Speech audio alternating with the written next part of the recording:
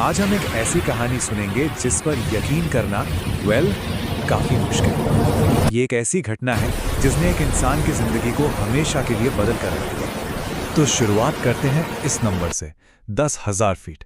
समझ रहे हैं? मतलब लगभग 2 मील की ऊंचाई से कोई नीचे गिरे। ये फिगर ही अपने आप में बता देता है कि जो हुआ वो कितना ज्यादा अनबिलीवेबल था।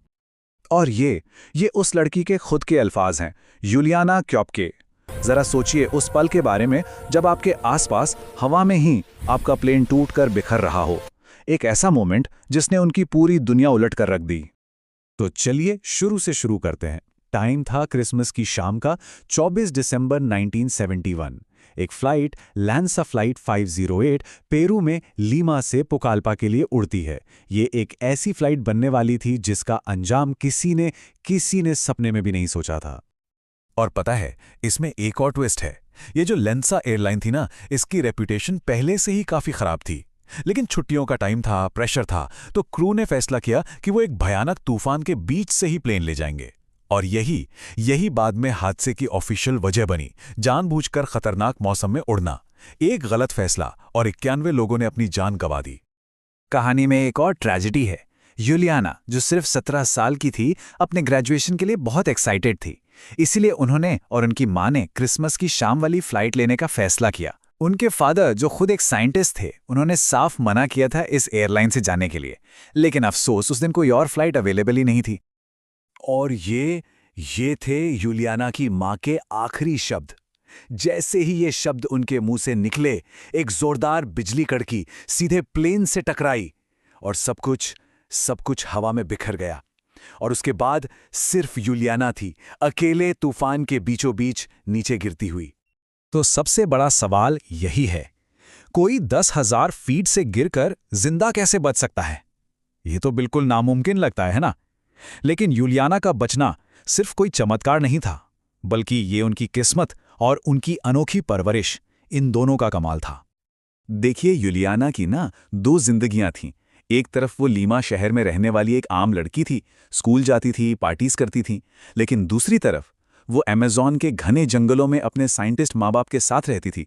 और वहां उन्होंने ऐसी चीजें सीखी, सर्वाइवल के ऐसे लेसन्स लिए जो दुनिया का कोई स्कूल नहीं सिखा सकता। उस जगह का नाम था पंगवाना। उनके पेरेंट्स ने ही उसे बनाया था, एक बायोलॉजिकल रिसर्च स्टेशन।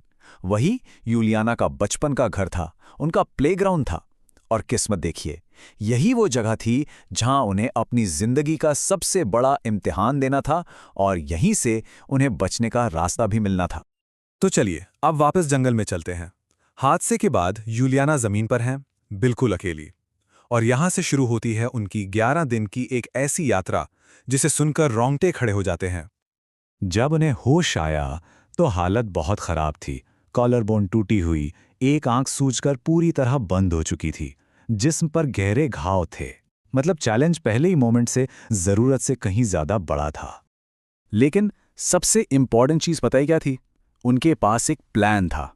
उनके पिता ने उन्हें एक सिंपल सा रूल सिखाया था, अगर जंगल में खो जाओ तो पानी ढूंढो, कोई नदी, कोई झरना, और बस उसके बहाव के साथ चलते रहो।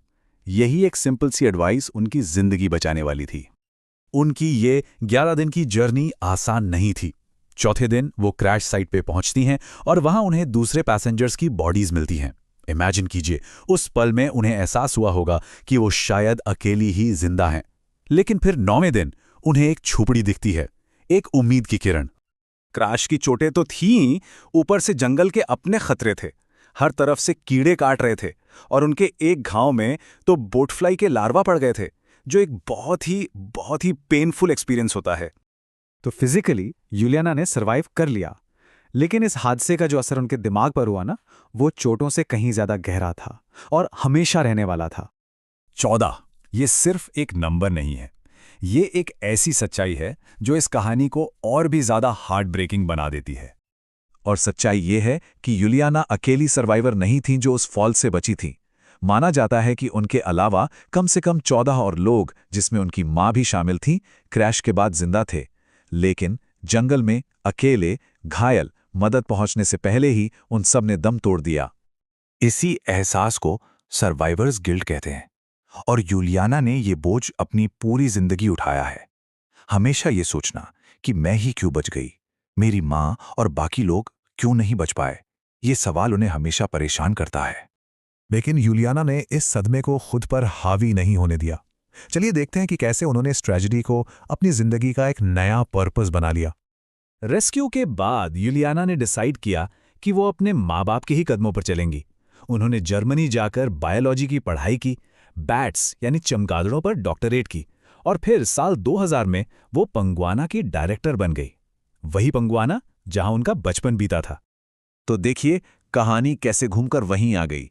जिस जंगल ने उन्हें इतना बड़ा जख्म दिया, आज वो अपनी पूरी जिंदगी उसी जंगल को बचाने में लगा रही हैं। उन्होंने अपनी लाइफ की सबसे बड़ी ट्रेजेडी को अपना सबसे बड़ा मकसद बना लिया।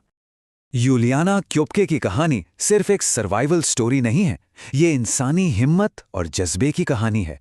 ये इस बात का सबूत है कि कैसे कभी-कभी जिंदगी के सबसे गहरे सदमे ही हमें जीने का सबसे बड़ा मकसद दे जाते हैं।